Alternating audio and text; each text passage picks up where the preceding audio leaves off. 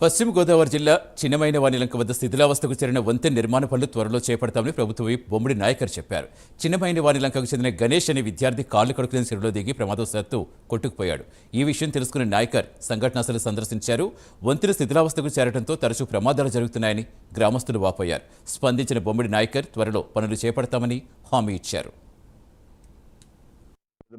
నర్సాపురం మండలం వేములదేవి గ్రామానికి సంబంధించినటువంటి చిన్నమైన వాళ్ళంక పెద్దమైన వాళ్ళంక గ్రామం సంబంధించినటువంటి ఏదైతే నల్లి క్రీక్ ఇక్కడ బ్రిడ్జ్ ఉందో బ్రిడ్జ్ అన్నది కూడా పూర్తిగా డ్యామేజ్ అవ్వడం చూసాం.